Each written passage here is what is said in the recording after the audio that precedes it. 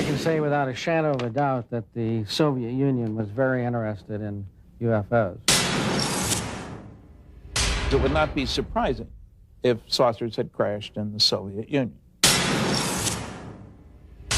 This is so far the best footage of an alleged crash UFO or a dead alien that I've seen so far.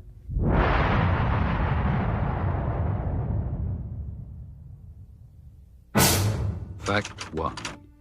For over 5 decades, Western governments have been collecting information on UFOs in strict secrecy. Fact 2. So did their counterparts behind the Iron Curtain. Fact 3. Now that the Cold War is over, the truth is finally out. The notion that life from another world may have visited our own is an intriguing one. Many say that it is true, and that documentation exists to prove it, but that proof has been kept hidden from the public for over 50 years. With the end of the Cold War has come some intriguing, if not surprising, revelations. Western governments, apparently, have not been the only ones gathering information on UFOs in brutal secrecy. Hello, I'm Roger Moore. Join us now as we embark on an amazing journey of discovery, of international intrigue, and possible interplanetary visitation. Join us as we search for the secret of the century.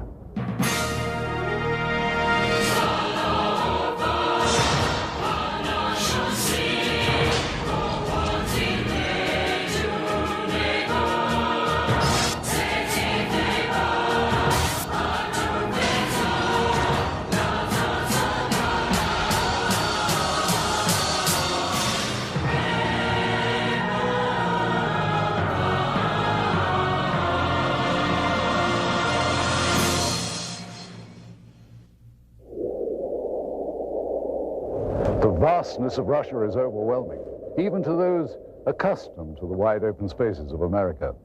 Huge tracts of eastern Russia are still uninhabited, and it was in just such a region, remote and far from civilization, that something profound happened nearly a century ago. In the desolate Tunguska region of central Siberia in 1908, something fell from the sky and exploded on the side of a hill.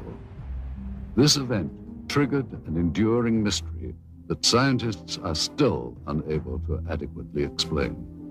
There have been other well-known cases of UFO phenomena, but it was the Roswell incident that changed the way that government officials thought about UFOs. Researcher Paul Stonehill has done extensive work chronicling UFO sightings in the former Soviet Union. I would say that the most serious research was given the impetus by Stalin in the 1940s when he found out about Roswell. It was then that the KGB and the military separately had initiated studies of UFOs. The KGB, as far as we know, had never ceased studying them. This Soviet Air Force footage was obtained by a group of Russian ufologists. It was declassified by the USSR's Ministry of Defense just before Boris Yeltsin took power. What we are looking at is a view from the cockpit camera of a MiG-23 Flogger, scrambled to intercept 2 unknown targets. What we see now is an apparent merging of the 2 targets. Here is the same shot slowed down. These are obviously not typical flight characteristics of NATO or any other conventional aircraft. The MiG lost visual contact with this object or objects, and there has never been any official identification.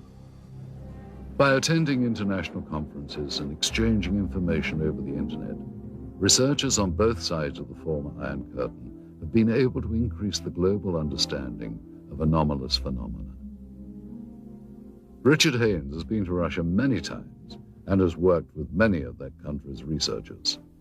Soon after the perestroika, the fall of communism, approximately 1990.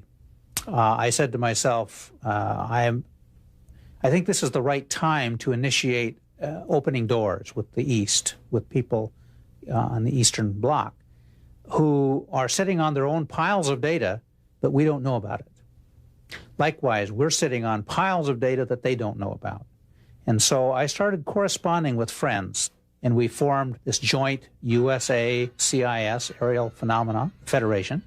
And we're now serving a very positive role, which is information exchange. The next clip was shot from a MiG-25 Foxbat, and what we're about to see is actually an American F-16 Falcon about 200 meters away. What happens next is that a new object appears from behind the clouds. It was not identified. The new object suddenly descends and disappears into the clouds. Once again, here is the American plane at the same altitude as the MiG. And now here is the object as it appears behind the F-16. And here it emerges from behind the F-16, then goes down and enters the cloud bank. As with all accounts or potential evidence of UFO encounters, researchers attempt to authenticate and verify related facts as much as possible. In general, the more spectacular the report, the more important the verification. I was intelligence officer for the Soviet military for over 30 years. My son is a pilot in the Russian Air Force now. I can say for certain that there were numerous occasions where Air Force and Navy fighter planes intercepted what we thought were NATO aircraft, only to find that they were not airplanes as we know them, and not belonging to any nation on Earth. It's no secret we would send planes into their airspace. They would fly into our airspace. It's like a game, like a test, constantly trying to test the response of the other side. Only sometimes, someone would get shot at.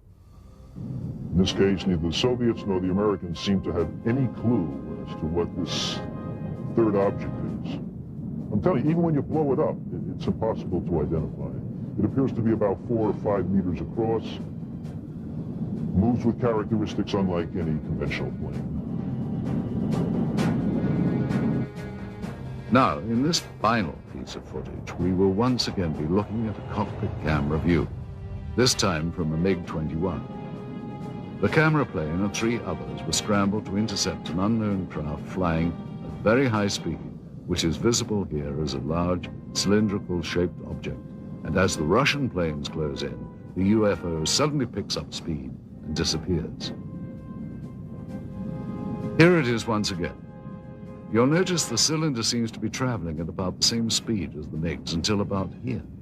And then it seems to increase its speed, which, according to pilots, must have reached at least Mach 3 in about 10 seconds. A lot of this footage was declassified after the Soviet military failed to identify the object seen here. This one shows an interception attempt by MiG pilots. There were many cylindrical object interceptions that were reported and investigated. We were interested in the high-speed potential of these objects. The size of this one is estimated to be about twice the size of a MiG-21. With technology available to us and the Americans, it should not be able to move as fast as it does. Hey, this footage is still interesting because I don't think the Russians had any idea what they were dealing with here. Their fighters were at least as good as ours, and yet here is something that is completely beyond their capability to intercept. The acceleration rate of this thing is impossible for any aircraft that we know of. There was one tragic incident I know of occurring in the early 1970s, in which MiG-21s tried to shoot down an unknown craft flying over Western Russian airspace, which failed to respond to Soviet pilots. The pilots used standard intercept procedure to expel foreign planes out of Soviet airspace. When the craft did not respond, the pilots were ordered to lock on missiles. At that point, both jets were destroyed by some weapon not known to Soviet military. Both pilots perished. There was an effort within the Air Force to make it look as if the fighter planes collided, but investigators I knew personally at the time said it was not collision.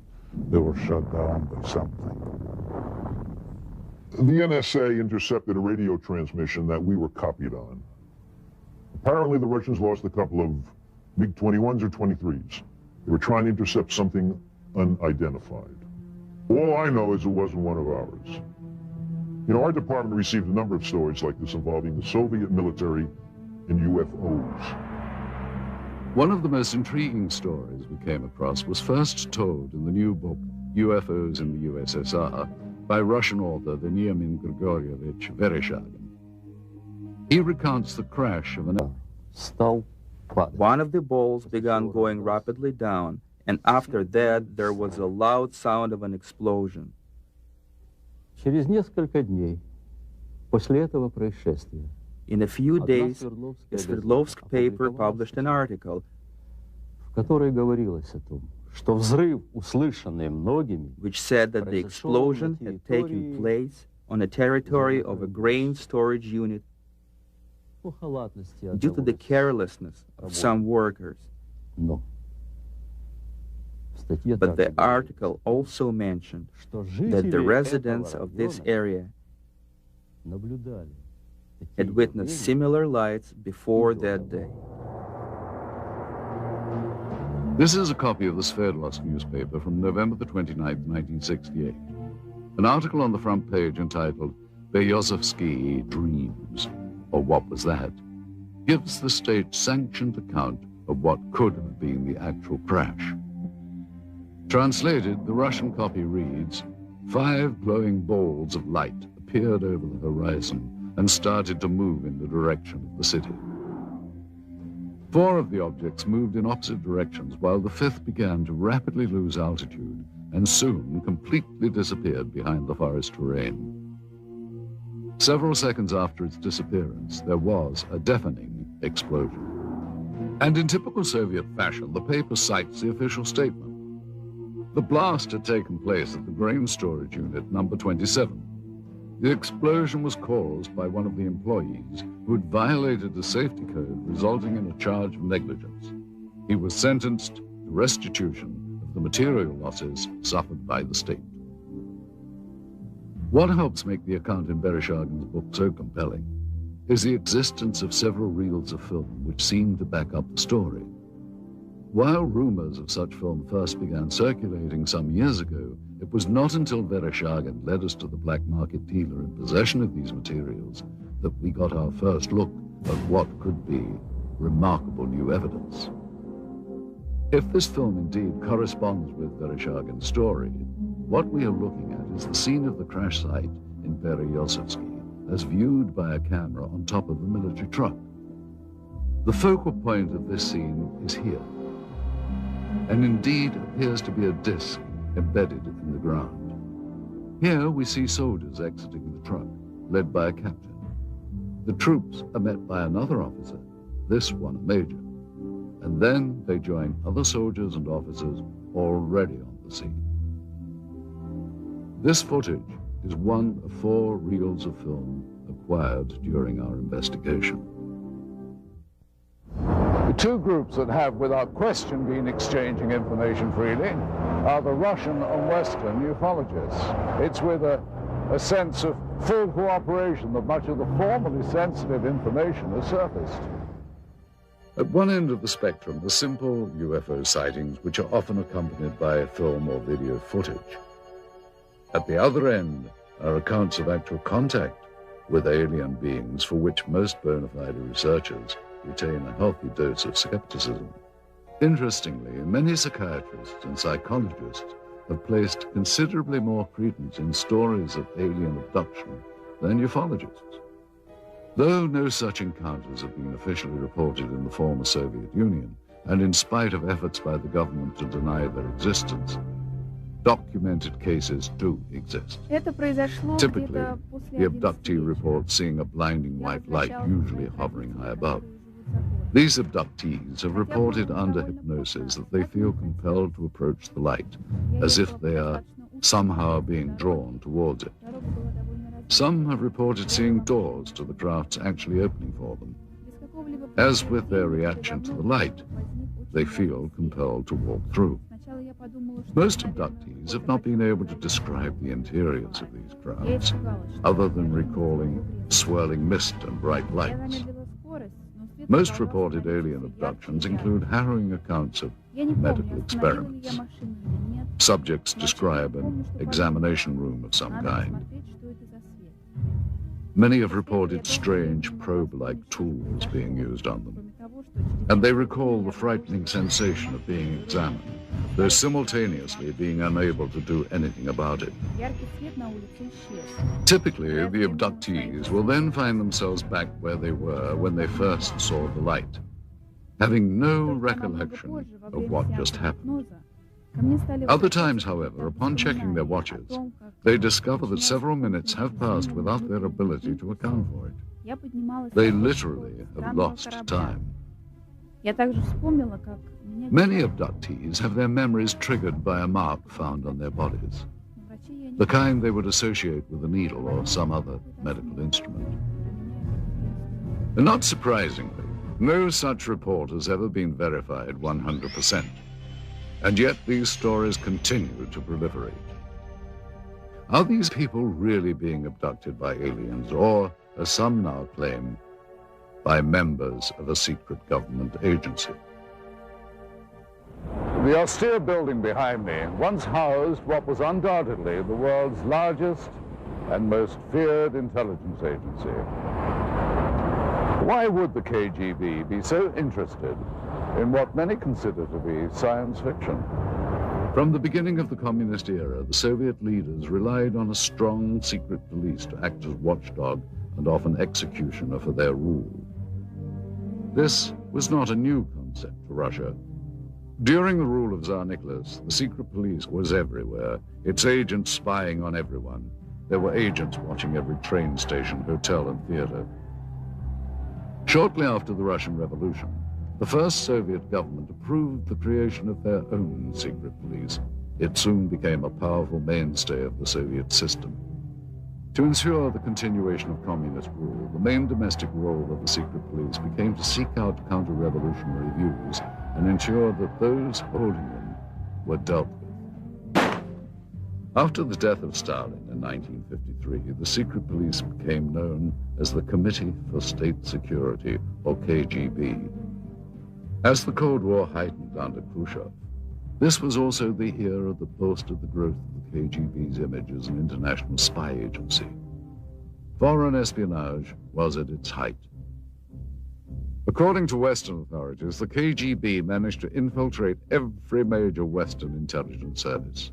During the height of its existence, the KGB was the largest secret police and espionage force in the history of the planet, with more than 300,000 agents. Its body consisted of 17 separate units charged with such concerns as counterintelligence, foreign espionage, and internal security. The division known as the Scientific and Technical Directorate was the unit responsible for the acquisition of top-secret technological information and materials, including those not originating on Earth. The government body that had the most interest in anomalous activity was very possibly the Soviet military. Did high-ranking officers of the Russian armed forces really believe they could gain a military advantage from UFOs? Though there has been much speculation on the exact nature of the Roswell incident and reports of actual alien beings, conclusive evidence of such encounters has proved elusive. In 1997, the U.S. Air Force issued a follow-up to its earlier Roswell report, which they subtitled Case Closed. They tried to account for the stories of aliens by suggesting these were simply crash test dummies misidentified. So it was with a sense of both excitement and caution that we examined the footage recently recovered in Russia. This reel contains images of what appears to be a scientific or medical examination of organic body parts. The individuals seen here appear to be forensic pathologists or biological research scientists. Speaking in Russian, they are seen inspecting the specimen, the leader of the procedure describing his actions and the measurements they are taking. After several minutes of this, there is a change in camera angles.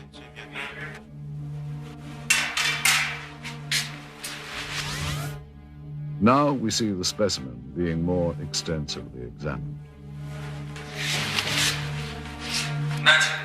Придерживайте инструмент.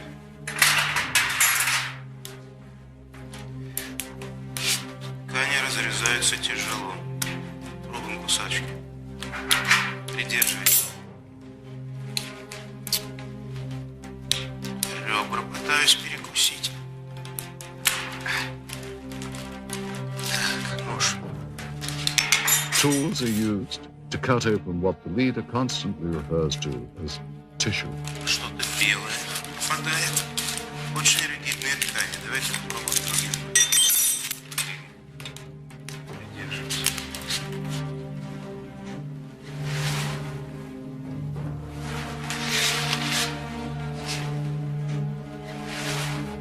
Вы не оцените вот этот вот лоскут. Инструмент. Нет, пинцет. He also describes parts that are removed as resembling various organs. Записывайте, достаем внутренние органы, надрезаем похожую на клетчатку внутреннюю ткань. The camera angle changes again. And finally, the scientists are seen posing for the camera, holding up various samples of the dissection. If this footage is authentic, it represents one of the greatest scientific discoveries of all time. One must wonder where this film was shot and what happened to the specimen seen. If this is footage of a genuine scientific examination, what happened to the results? What did the Soviets learn, and what have they done with that knowledge? Did agents of the KGB have reason to keep this secret for so many years? Certainly there are more questions here than answers. Russia has had countless UFO sightings. Some have been explained, some have yet to be explained. The best known events are the Downogorsk and Tunguska incidents.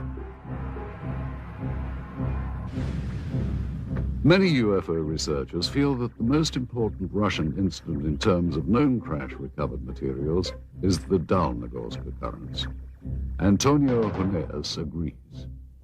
It's the best documented crash because we do have the fragments. They have been analyzed.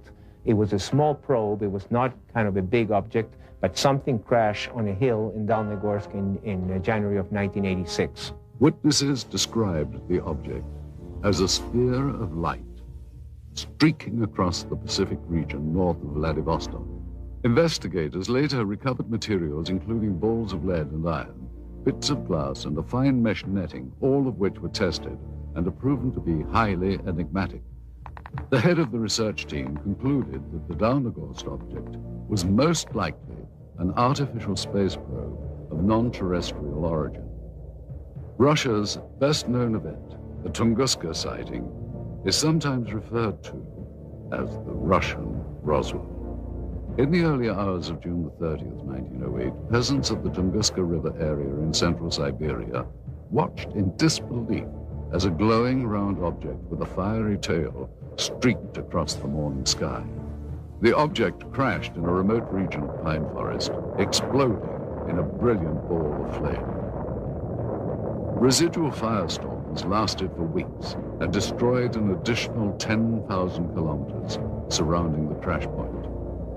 Although the event preceded the atomic bombings of Hiroshima and Nagasaki by nearly 40 years, the aftermath of Tunguska was frighteningly similar to that of the bombings in World War II.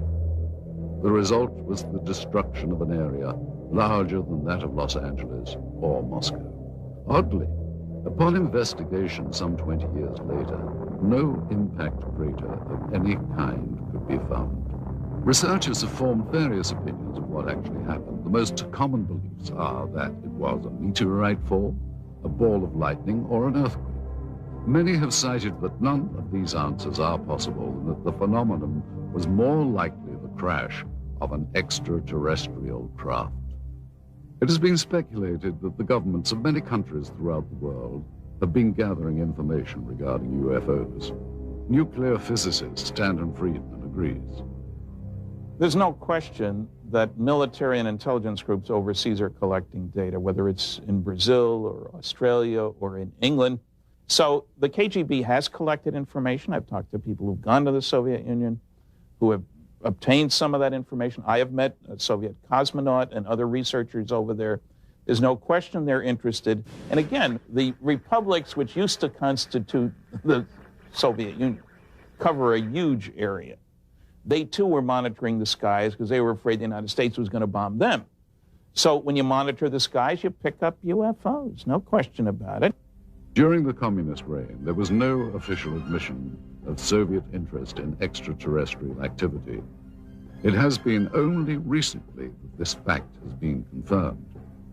The former secretary of the Commission on Anomalous Phenomena, Alexandra Petyukov, confirmed that an official state-controlled body did exist. В рамках этой комиссии, когда в силу своей деятельности она начала планомерный сбор информации. During the Soviet era, we started to regularly collect information from the public and received more than 15,000 reports. The thing is that the commission was an official public organization. It had an official address. Today, the mindset in Russia is far different from what it was during the communist reign.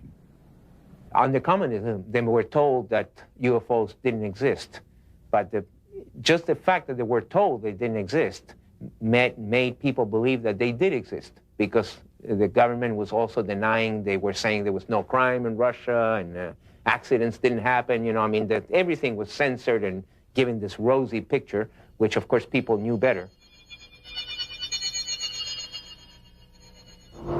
It was in a small house on a side street near the Academy of Medical Sciences. The British and American spies met with informants throughout the 60s and learned of one of the most bizarre plots in the world of intelligence. During my involvement for a period of at least 6 years, Soviet counterintelligence operatives played cat and mouse with Western agents in Moscow who were interested in our advanced technology programs. Some new weapons and propulsion systems were being developed, and the CIA was using any means to get information from anyone involved with the project. Well, I was in Moscow for a year and a half. I had 2 other agents and a guy from the British Secret Service. We routinely debriefed 2 Russian informants who worked for the Ministry of Defense. We would exchange hard currency for information on new military technology. Some of this technology was definitely related to UFOs. One way we often dealt with such incursions was to feed false information through double agents to give American and British bad leads. Well, we knew the Soviets were onto something after we started getting all kinds of smokescreen intelligence. That was a sure signal that they were hiding something. It was an indication that they had recovered something near Sverdlovsk. They were keeping it very secret. Senior research scientist Dr. Richard F. Haynes believes the Soviets had good reason to be interested in UFOs. It's my understanding that the Soviet military has had a continuing interest in UFO phenomena for very, very many years. And the reason being that their air traffic controllers, their radar sites, their military pilots had been reporting things, just as ours had, and they had no explanation for them. And so the first possible explanation would be that it's a foreign nation test or espionage or something like that of a military nature. And if you're in the military yourself, then you take that very seriously and you explore it. This film footage certainly seems to depict interest by Russian military personnel in the object that is seen sticking out of the ground. Soldiers, officers, and civilian-clothed agents are deployed around the site, and they appear to be both guarding and examining the object. This is what we found on one of the 4 reels of film obtained in Russia. After viewing the footage, we were able to determine that it was most likely shot with 2 separate cameras. One apparently a handheld camera, which starts out on the approaching truck, and a second one seen here on a tripod. As the soldiers march past, you can see the cameraman turn to follow the troops. Here we cut to the other angle, the point of view from the tripod camera. And here you see the handheld camera as the truck pulls up. Both cameras change vantage points several times during the film, as if to get better views or perhaps under orders of a superior. From this angle, we see yet more troops arrive. Author Veniamin Vereshchagin describes the event. Весной же 1969 года рабочие местного совхоза In the spring of 1969, a collective farmer found some strange remains in the forest not far from Berezovsky и сообщил об этом, and reported that to the local security organs, те в свою очередь who in their turn обратились asked за the neighboring помощью military division of air военную defense часть troops, PVO, ПВО. to provide assistance with the 7 investigation. On March 1969, 2 KGB officers examined the discovery site and sealed it off. Вы знаете, в дальнейшем события приняли более такой масштабный характер. По просьбе КГБ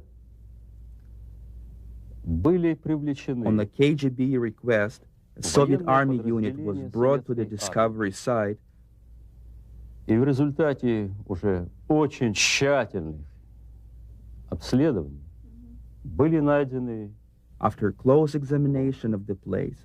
They found some wreckage debris of a disc-shaped object частично. partially sunken to the ground.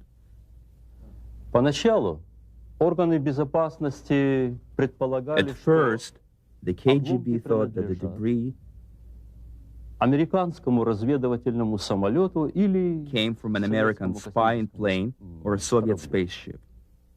George Filer, a retired Air Force intelligence officer who was stationed at Langley, is not surprised the Russians were so interested in this object.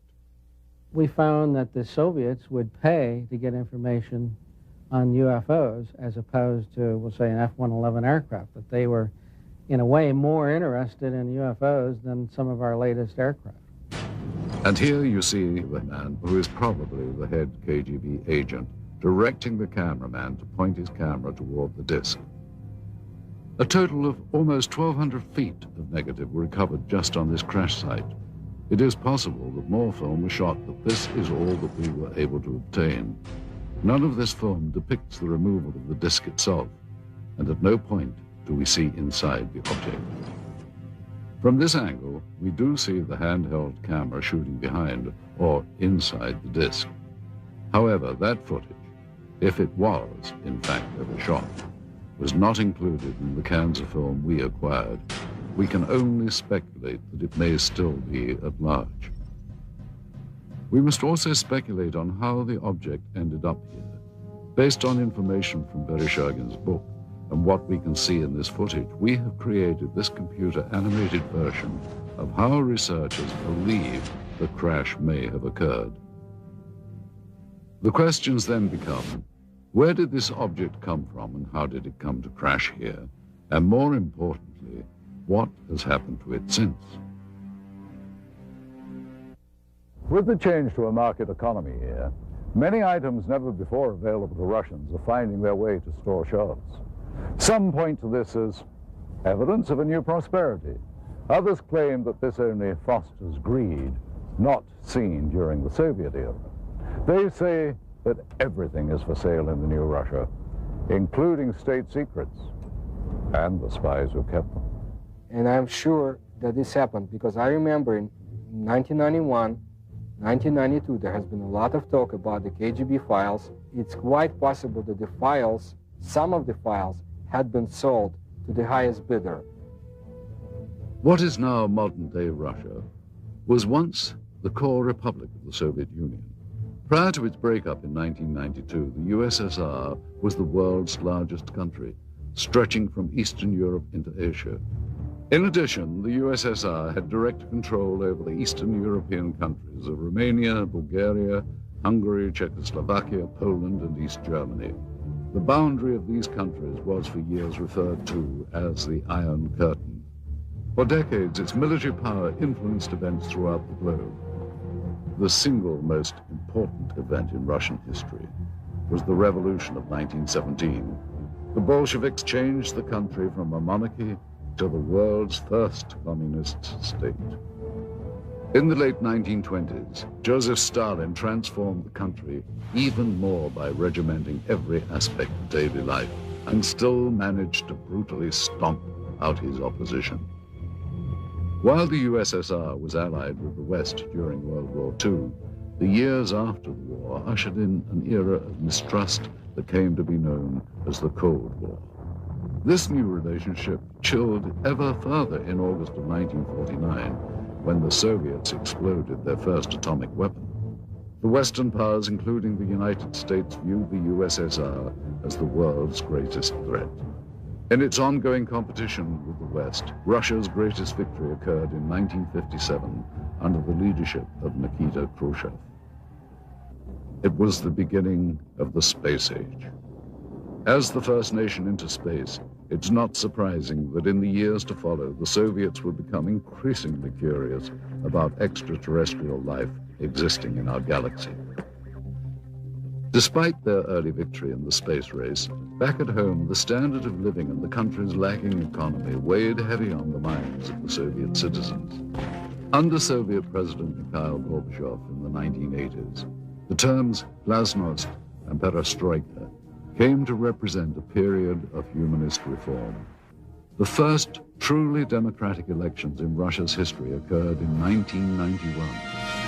After 70 years of Soviet rule, the USSR was dissolved. A new market economy has emerged along with more freedom for the people.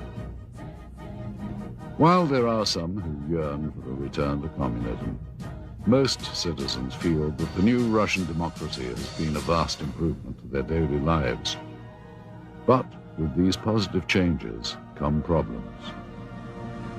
In a recent news survey in Russia, citizens were asked the question, who controls Russia today? An astounding 23% responded the mafia. Renowned Russian writer and Nobel laureate Alexander Solzhenitsyn wrote, Russia's economic chaos is the result of merely criminal reforms that have created a new class of mafia capitalists. The word mafia refers to the new system of organized crime in Russia involving countless government officials, businessmen, and organizations controlled by criminal groups. Resistance to extortion attempts has resulted in violence.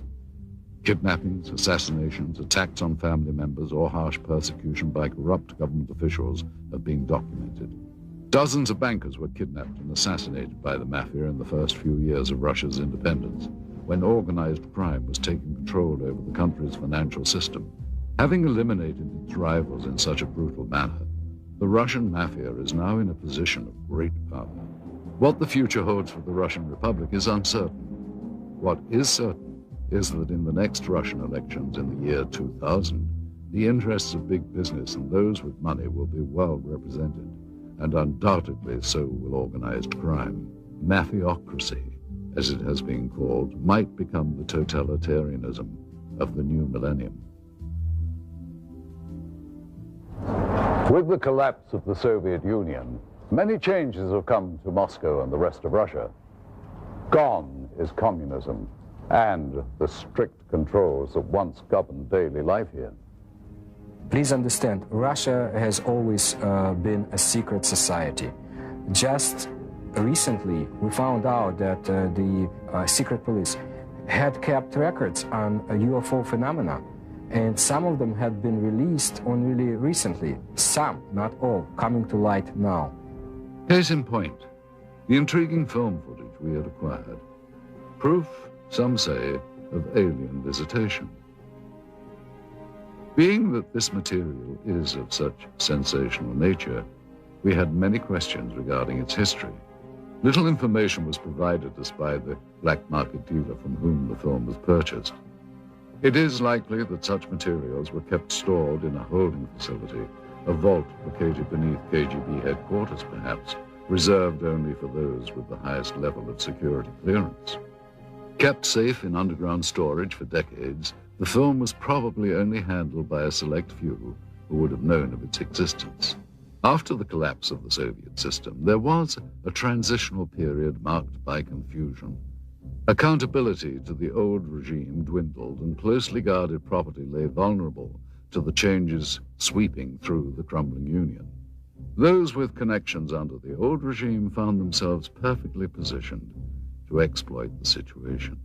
There was a lot of chaos when the Soviet Union, disintegrated. In my opinion, at that time, it was very easy for an, agent with brains to get his hands on such files and sell them here.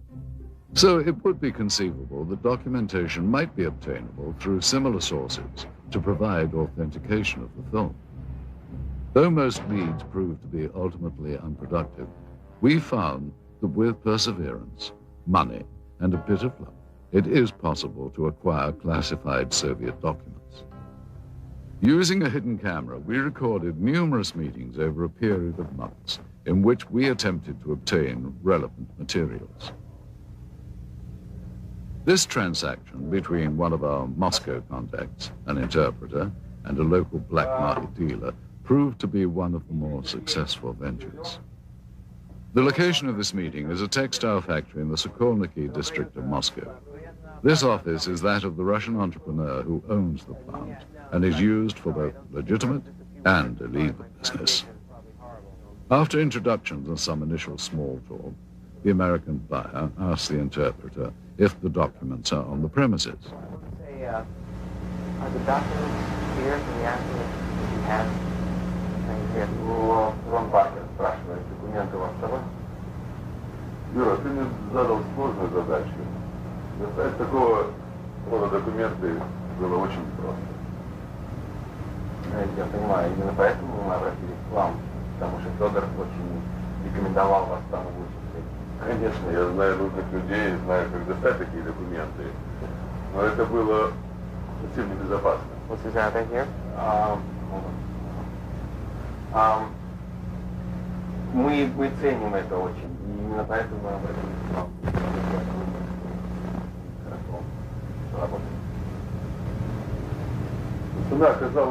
The businessman tells him that he has had difficulty in obtaining the documents and the price has gone up. He is told that it is impossible to come up with any additional money.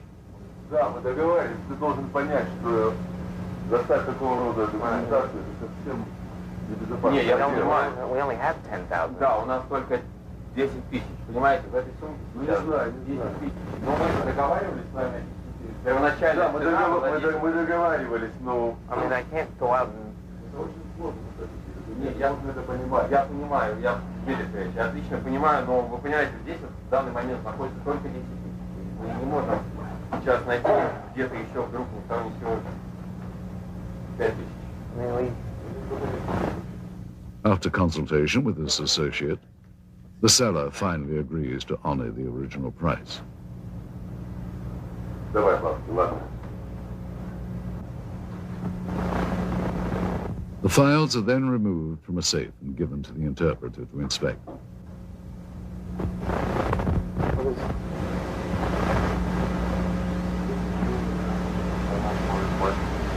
This is KGB?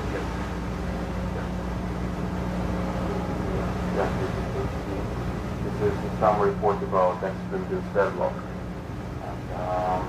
Does this look... Do you think this is... Он просто хочет убедиться, что документы подлинные. Конечно, official KGB. After inspection of the documents and a cursory verification of their authenticity, the transaction is completed. Okay, well, we should pay Mr. Chevalier and...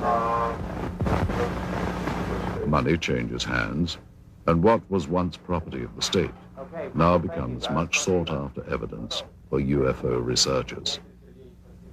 What made this transaction so successful was that among the pile of documents acquired, several were extremely enlightening, including a top-secret KGB report on Operation Sverdlovsk Midget and a request for military assistance from the Soviet Ministry of Defense. While the ability of Western governments to keep secrets is hotly debated, one thing seems certain. Behind the Iron Curtain, secrecy was standard operating procedure. Here, under the Soviets, freedom of the press and government accountability to the public were virtually non-existent. Many believe that the American government has had more than a casual interest in the possibility of extraterrestrial presence since early in the 20th century. Certainly since reports of flying discs in Roswell, New Mexico in the late 1940s, U.S. Defense Department and intelligence community involvement in the investigation of UFOs has been documented. Aside from the former Project Blue Book and 2 recent Air Force reports attempting to close the case on Roswell, there has been little made public by the government regarding its interest in UFOs. One organization that apparently did study UFOs was the Central Intelligence Agency. Since the Cold War era, it has been alleged that the CIA has actively sought after, on a priority level, the acquisition of any Soviet information that relates to alien contact and technology. One person who confirmed such allegations is this man. An agent with the CIA for 6 years, his area of expertise was Russian interest in anomalous activity. Though now employed in the private sector as a security analyst, he has asked not to be identified due to the sensitive nature of both his former status and his current position. I joined the CIA in 1989, straight out of college. My mission was to monitor and infiltrate the Special Sciences Section of the KGB, a unit of Directorate T, which was a division of the First Chief Directorate. Special Sciences Section's goal was to obtain, analyze, interpret, and exploit any extraterrestrial knowledge. The Special Sciences Section was extremely interested in a number of reported UFO crashes over the former Soviet Union and the Eastern Bloc countries. From the intelligence that our unit was able to obtain, they had recovered at least one portion of a former crash site over the Soviet Union. This former agent was able to confirm interest not only in the 1968 crash near Berezovsky, but in other Soviet attempts to recover UFO documentation and technology. Ever since Stalin had been in control of the Soviet Union, especially in the post-World War II years, he was determined that if there were any technological gains to be made from extraterrestrial technology, that the Soviet Union would be the sole possessor and sole beneficiary of those technologies. Due to the change of power in the former Soviet Union, many believe that much of the formerly unattainable information from the Cold War era may now be in the hands of the U.S. and British intelligence agencies. Since the early days of the space race, the U.S. and Russia made many independent breakthroughs. However, some of the new discoveries on both sides were undoubtedly obtained through old-fashioned spying and subsequent reverse engineering. Since the dawn of modern civilization, obtaining a rival's technology and adapting it to one's own uses have been the cornerstones of military and industrial espionage. This practice of dismantling another's hardware, discovering its secrets, and adapting it has become known as reverse engineering. Since the infamous Roswell incident in 1947, it has been purported that the source of much modern U.S. military technology has been not from this earth.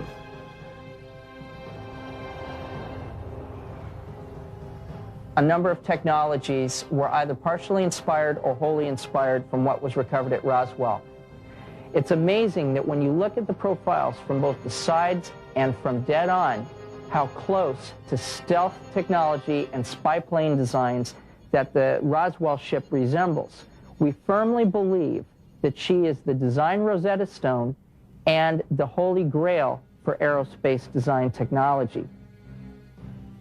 According to witnesses and UFO researchers, debris supposedly collected from the site indicated a technology superior to any existing on Earth during the post-war years. The possibility exists back in the 40s that because all this new technology came out of Germany, we had scientists from Germany that either we were testing new advanced concepts to us at the time, these rocket engines, which were brand new to us, or this was some kind of smokescreen, if you will, to hide or to put the Russians off guard, make them think we were further along than we really were. And there's been a history of misinformation on both sides trying to keep each other off guard, and that very likely is one of the possibilities. If it wasn't Roswell, we're probably doing it some other place. Such advances as the Hubble telescope and the Super Arbec missile engines are rumored to have benefited from alien reverse engineering. In addition to Roswell, there is another name heard frequently with regards to reverse engineering. The military facility located in the Nevada desert, commonly known as Area 51. One theory is that Area 51 is the hub of alien reverse engineering. But is the United States the only military power to have engaged in this secretive development of military technology? Or did Soviet military and intelligence organization reverse engineer technology from alien spacecraft that may have been recovered in Russia? Do the Russians have their own version of Area 51, located somewhere in the uninhabited parts of their vast country?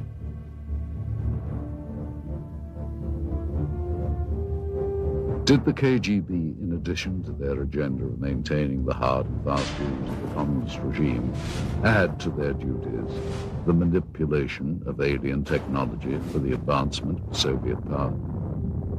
Thus far, of all documented UFO sightings that have taken place within the former Soviet Union, not one was publicly acknowledged by the KGB. While reverse engineering remains a common practice throughout the world, not only in the military, but industry as well, the question as to whether or not it has ever been used to obtain alien technology remains unanswered.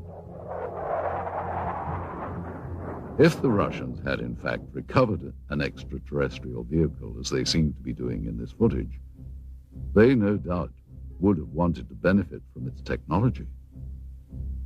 We invited ufologist Stanton Friedman to view the recovered footage and to give us his input. It would not be surprising if saucers had crashed in the Soviet Union, and if somebody had monitored this on radar or from whenever. Satellites, we had satellites, they had satellites at that time, or just a report from a local person. And the kicker is, the fact that you get troops out there and a cameraman doesn't necessarily mean it's a flying saucer. We need to be a little cautious about jumping to conclusions. Now, I think that film is worth a detailed investigation. Those things cost a lot of money, actually, to go over it. You have different specialists looking at, you know, are the uniforms correct for the time frame? Is the film actually made in the Soviet Union? We asked Russian film expert Sergei Goncharov to examine the film for its authenticity. He first explained the background of the film cans. And this is the name of the factory that manufactures the motion picture film in the city of Pereslavl. This is the type of film type A2, which is the emulsion. After Sergei examined the cans, he felt that they were authentic and consistent with the area and time period from which they had allegedly come. Now that we've looked at the cans, the next thing to do was to actually find out if the film itself had any markings on it. Okay, in the very beginning of the film, we have this word, which in Russian says начало, or the beginning, or the start. Now, the next bit of information are these two items.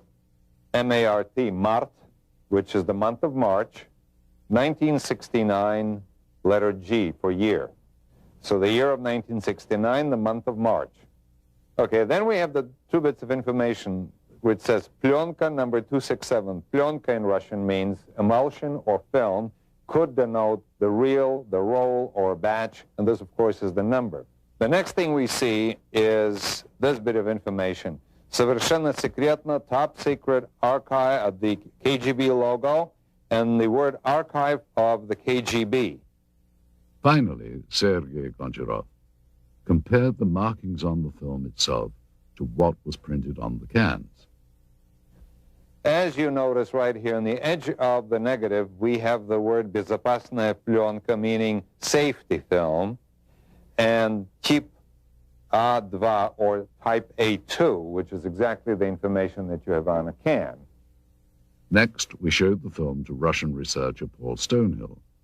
The colors of the film, the quality, soldier uniforms. Somebody would have to go into special, to make a special effort to make a film that feels like something that was made in 1960s. I've seen a lot of films made in the 1960s, and this film here is almost of the same quality. It's not a 1980s or 1990s film. The KGB officer that had been looking and touching things looks quite genuine. To me, my gut feeling is this is not something that they had made intentionally to fool people. UFO researcher Antonio Huneeus offered us his views on the film. I would say that visually it's very impressive. The first thing that struck me was the good quality. Very, very, very clear footage. You see, of course, it wouldn't be impossible to duplicate, as a hoax. You would have to hire some actors and so on. But it was quite well done. Of course, it could even be some kind of disinformation too, that the KGB was quite notorious about doing disinformation. For what purpose, I don't know, but they might have done some kind of training film or something to, of course, if it was disinformation aimed against the Americans or something, we never heard of it, so that's also dubious. Finally, while Mr. Huneeus felt that the film required more investigation, he was impressed and intrigued by it. Well, I would say that if this is real, and I do not have the elements to make that judgment, this is so far the best footage of an alleged crash UFO or a dead alien that I've seen so far. To appreciate the difference in attitude here with respect to such unconventional science as the study of UFOs, it is important to understand some of the cultural contrasts between Russia and the West. For hundreds of years, Russian culture has been steeped in religion, mysticism, and superstition. In the times of the Tsars, it was not uncommon for there to be an official court mystic, the most famous of these being the priestly soothsayer Grigory Rasputin during the reign of Tsar Nicholas. Even though religious expression was suppressed, it is now making a resurgence, and the many places of worship in Russia are once again housing congregations and becoming a big part of daily life. Russians seem to have an open-minded attitude towards the paranormal and such unconventional sciences as the study of UFOs. During the Soviet era, some of those voicing their beliefs in extraterrestrials were subjected to criticism and censure by Soviet officials. Russian author Yuri Alexandrovich Fomin claims that he has had such experiences. I was summoned to the regional party committee and asked to deliver a lecture on UFOs for the employees of various scientific research institutions. I agreed. After that lecture, the head of the regional party committee suggested that everyone present should take a stand and subject my lecture to criticism. But that didn't happen. All the people who listened to my lecture would say, "This is sort of interesting. This needs to be studied and examined." And then the head of the party committee said, "You're here to express your agreement with the official reaction to this kind of lectures. And you instead are trying to make sense out of the facts." While the communists said they weren't interested in UFOs, many around the world were. Some claim that sightings date back hundreds, if not thousands of years. Much like their American counterparts, many modern Russian citizens are very open to the possibility of the unusual. Many people become victims of tabloids, like Americans today. However, so much information had been collected, and people read about it in underground magazines, have heard about it, that they believe in extraterrestrial explanation of UFOs, not so much time travel, but as the extraterrestrial. And people in Russia also are more cynical than the Americans in their approach to information, simply because everything was a lie. Both Americans and Russians believe they have been lied to by their government about many things, including extraterrestrial research. When Russian researchers, headed by former Soviet naval officer Vladimir Ashazha, petitioned the Soviet government for official records regarding UFOs, they too were met with a lack of cooperation. We sent an inquiry to the archives of the Ministry of Defense and to the archives of the KGB. We got a response that neither KGB archives nor the archives of the Ministry of Defense have any data regarding this incident. If there is mistrust of the government by Russian and American citizens, it's not without good reason. For Russians, it was more than 70 years of communist rule. For Americans, there has been a steady erosion of trust over the last 30 or 40 years. For Americans, the knowledge that their government was not being honest began in the 1960s, when the war in Southeast Asia escalated with secret bombing campaigns in Cambodia. In the 1980s, arms were sold to support the Contra anti-communists in Nicaragua, in violation of U.S. law and without public knowledge. God bless America. It's no wonder that many American and Russian citizens doubt the honesty of government officials. How paranoid is the belief that their governments could withhold knowledge of extraterrestrials? Despite officially denying interest in the possibility of extraterrestrial visitation, the governments of both the US and the Soviet Union have, without question, been interested in what lies beyond our own planet. Man has always been intrigued by the notion of life elsewhere in the galaxy, and both the American and Russian space programs represent a considerable investment to explore the unknowns of our universe. At the close of the Second World War, the United States, now the preeminent world power, turned its eyes from defeating Hitler's Germany to a new rival, the Soviet Union. With Russia's detonation of its own atomic bomb, the United States realized they now had an enemy who wielded the same degree of power. During the Truman administration, loyalty oaths taken by government employees became a common practice, which would eventually lead to the ugly communist witch hunts of the House Un-American Activities Committee. Winston Churchill's pronouncement that Eastern Europe was now behind an Iron Curtain gave birth to a new term for this confrontation between East and West, the Cold War. With fear dominating the United States, paranoia over potential communist influence took the form of weird invaders from other planets. The possibility of a Soviet invasion was too frightening to contemplate. Helmeted men from Mars launching an all-out attack on Earth, however, was another matter. Therefore, Americans retreated to dozens of science fiction films that were thinly veiled warnings against the Red Menace. With Chuck Yeager's historic Flight that broke the sound barrier, the next frontier to conquer would be the stars. This set off a global competition between the world superpowers as to whom would get to the heavens first. It became known as the space race. To meet the demands of such technology, NASA, the National Aeronautics and Space Administration, was formed in 1958. The space race would nearly end in defeat for the United States, however, with the launch of Sputnik. The U.S. feared if the Soviets could launch a probe in space, would missiles launched from that probe be far behind? When cosmonaut Yuri Gagarin made his historic orbit around the Earth in 1961, he became the first man in space. The United States realized their only hope of beating the Soviets was to have the first man on the moon. And in this dream, they would find a passionate champion.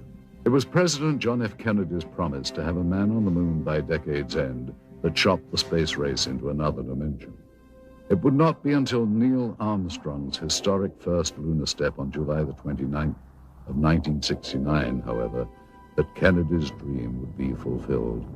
In years to come, the cumbersome NASA rockets would give way to the more streamlined and modern space shuttle. Even before the fall of communism, a new unity would develop between Russia and the United States.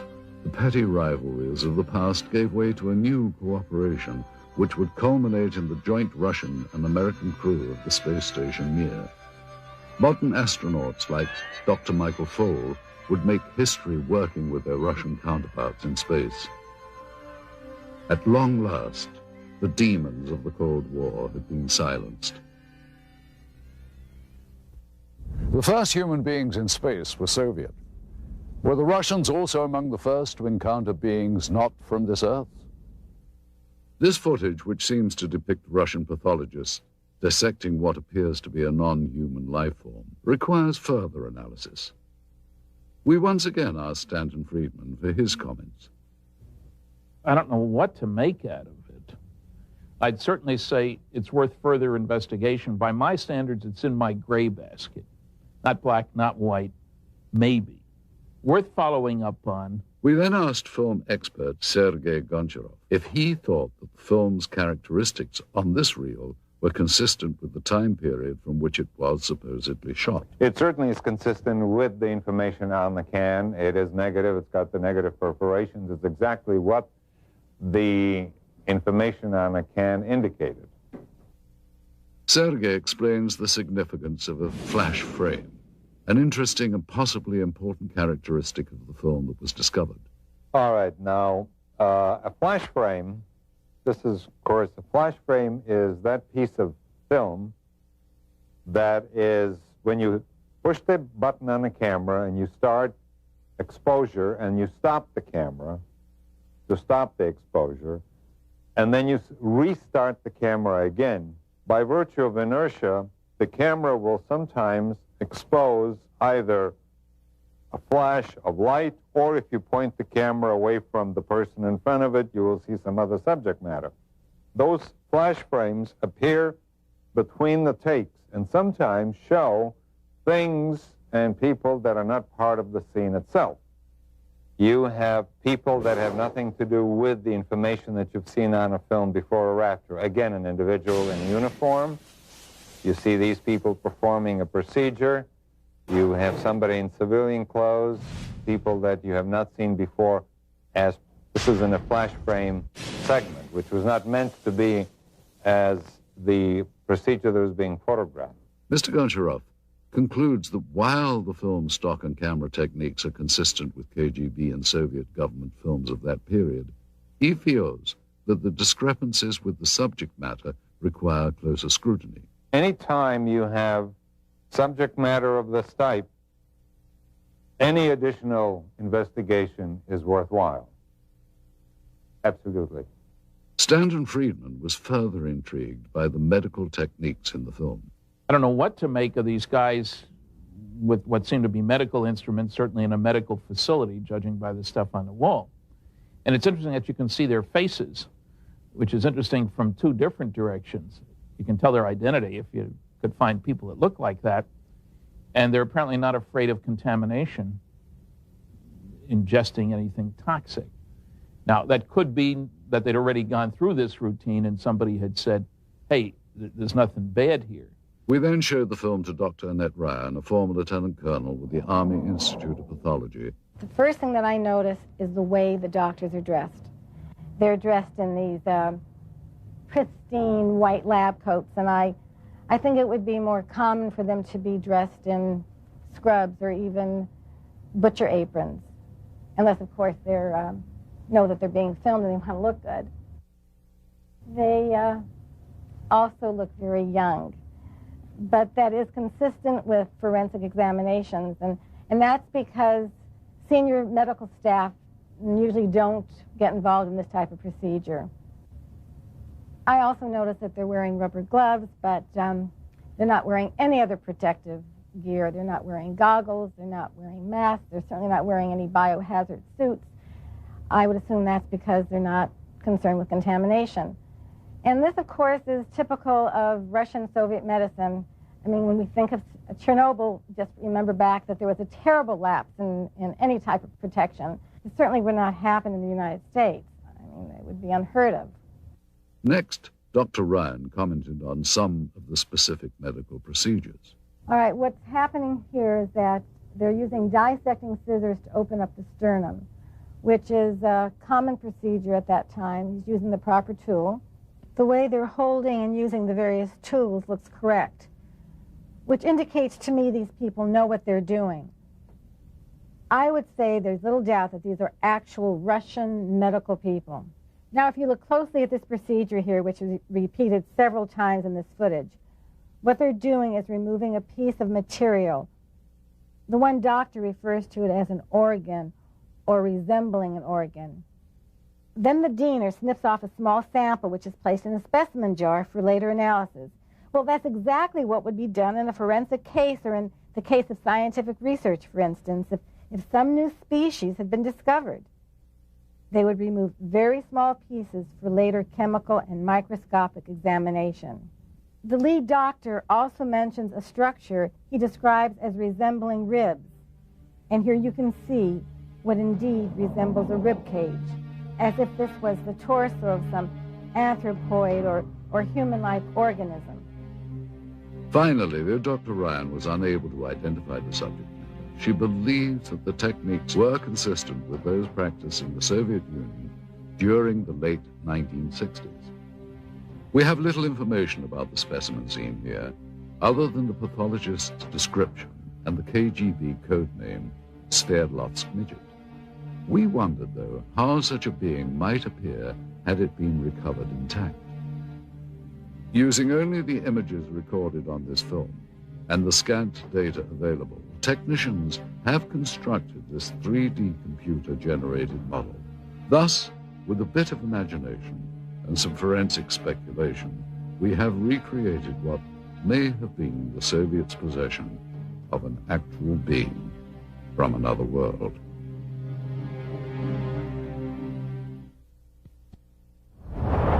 Information leaked from intelligence sources in the West indicated a belief that the Soviets were actually attempting to reverse engineer something not manufactured on this Earth.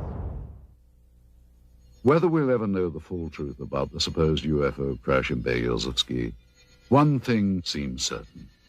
If agents of the KGB or any other branch of the Soviet government did recover parts of a craft made by alien beings, they would have been extremely interested in examining all the materials very closely. No doubt Soviet scientists would have wanted to determine if the parts of the craft were truly of extraterrestrial origin. They would have inspected each piece down to the microscopic level and tested for various physical and chemical properties. And of course, they would have wanted to take advantage of any new technology they could gain from the recovered materials. We are unable to solve the puzzle of their physics. Our physics is based on quantum mechanics. Theirs is based on parallel worlds, a different kind of paradigm, a different understanding of history. It is similar to the effect of a TV set or a video camera would produce on people in the time when Pythagoras lived. Pythagoras would not understand it. That is the gap between them and us. That's why, however hard our engineers or technicians would try to decode their technologies, they would fail.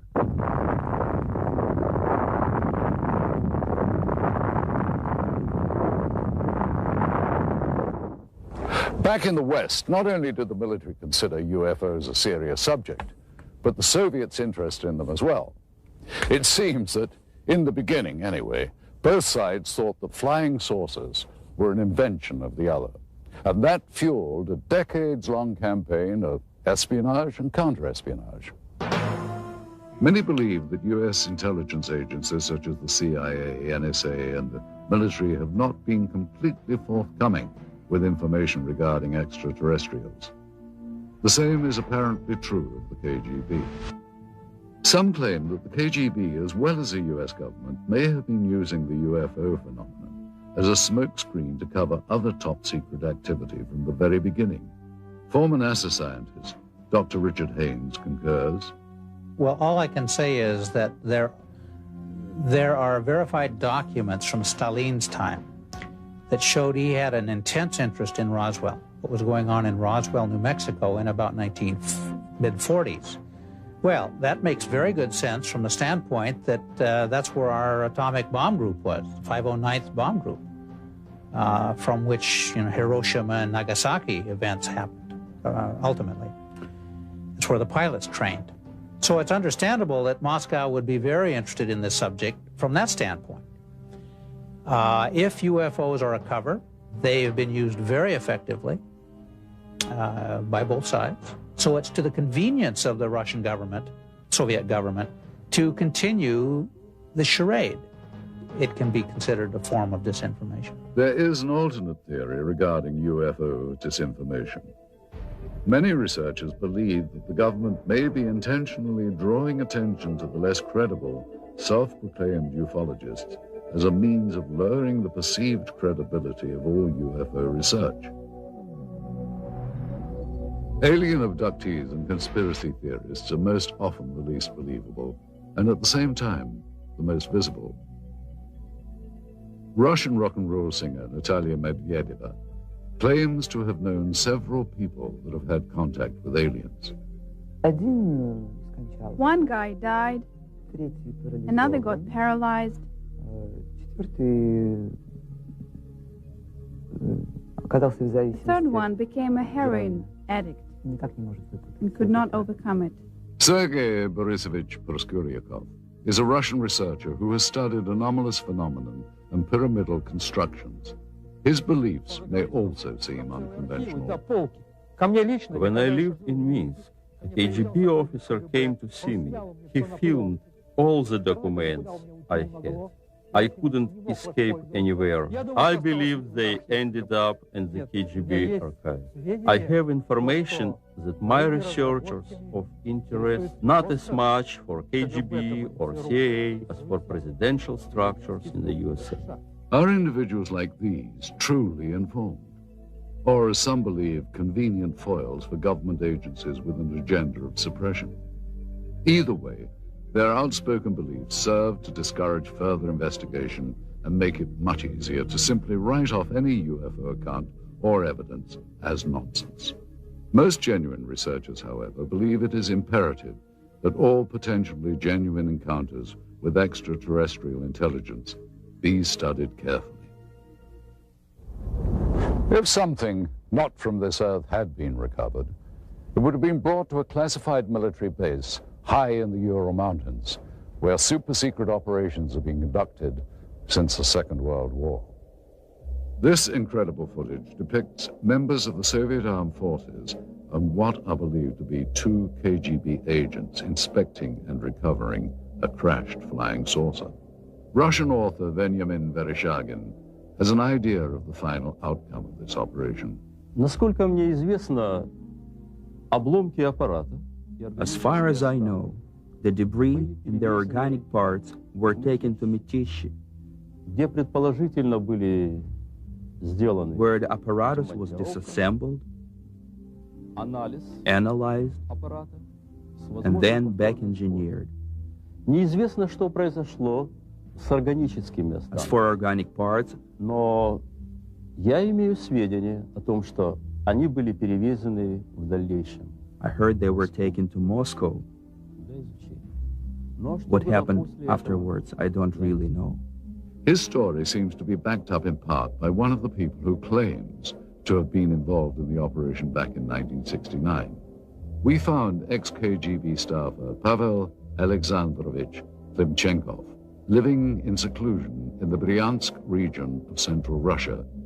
He remembers the strange wreckage found in Beryozovsky.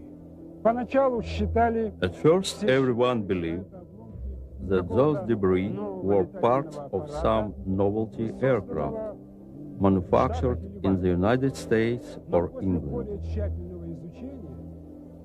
But having done some measuring and material analysis, we came to the conclusion that none of the domestic or foreign manufacturers known to us could have produced this apparatus, at least not in the conditions existing on this planet.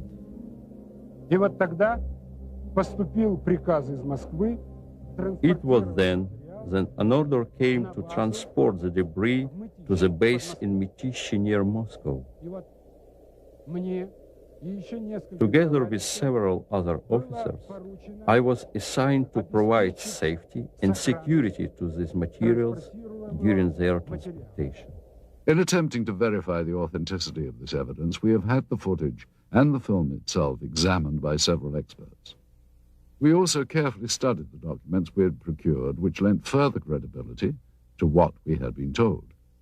Among the most telling was this top-secret KGB report specifically referring to Operation Sverdlovsk Midget and describing in detail the recovery operation at Beryozevsky.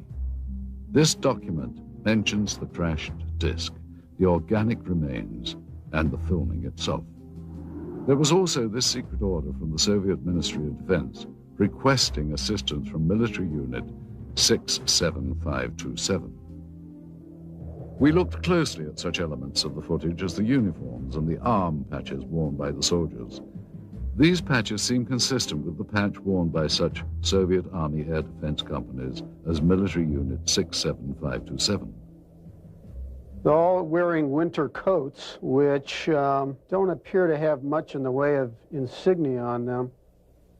And that is not out of character for the winter coats. They would generally not contain much in the way of identification. These are all members of the same unit. I can see that the weapons are AK-type weapons. The main battle weapon of the Russian army, even up through today's date, is the automatic Kalashnikov weapon. Yeah, it's clearly an AK, fixed stock, birch stock, no muzzle brake, milled receiver, no question about it. That also seems to be consistent with the muzzles of the weapons that I can see in this film. In addition, we had notes from the scientific examination of the recovered organic specimen, which seemed consistent with the soundtrack of the dissection footage. With so many elements in seeming consistency, Vereshchagin's story becomes even more tantalizing and perplexing at the same time. Is it possible the Russians actually recovered an alien craft and its occupant 3 decades ago? If members of the Soviet Army had knowledge of a supposed UFO crash, then what happened to these individuals? And if they can't be found today, why not? In the course of our investigation, our goal was to follow every lead, to search for every scrap of information regarding the incident so named Operation Sverdlovsk Midget. The tenuous paper trail we have reconstructed using recovered government documents led us eventually to a lab of the former All-Union Scientific Research Institute of Biology. In attempting to obtain records on the individuals depicted in the dissection footage, we turned up these additional documents. 3 death certificates, all dated March the 24th, 1969, within a week after records indicate the examination was performed. Cause of death for all 3, cerebral hemorrhage. Dr. Ryan told us that the odds of this occurring naturally are next to 0. The former state-run institute is now a private teaching center known as the Moscow Medical Institute. That this is the same facility as seen in the film footage becomes obvious with a comparison of such fixtures as the stonework tables and the distinctive tiling on the floors. The difference is that one-time experimental procedures have been replaced by routine anatomy lessons with plenty of hands-on experience. Secretive operations are now openly administered educational opportunities. But we did find in the basement of the building remnants of this facility's past, reminders of a time when procedures here were not open to the public or subject to public scrutiny. What were the Soviets experimenting on in decades past at the Research Institute of Biology? The answer to that question is still yet to be found. Indeed, many questions about the film footage and the alleged Operation Sverdlovsk Midget remain unanswered. Any extraordinary find, such as the apparent filmed record of a crashed spacecraft, or of what appears to be scientists examining parts of an alien life form, require further analysis. Yet it seems incredible that so many elements of this story from so many diverse sources appear consistent. The original account as told by researchers and witnesses, the recovered documents, and of course, the film. We have to ask, is this footage genuine? And if so, does it represent an actual case of alien visitation, or, as it has been suggested, was the footage created as part of a Cold War disinformation campaign? One other proposed possibility is that it was simply a military training exercise captured on film. Again, if it is a real UFO crash, where are the remnants? And what happened to the body of the alien being? With all that we have unearthed here, the big question seems to be, what is the significance of what are clearly some very profound discoveries? And will we ever know the full story? We hope you've enjoyed visiting Russia with us, and we hope you've gained some insights on what promises to be a continuing source of intrigue and controversy. Thank you for joining us. I'm Roger Moore in Red Square.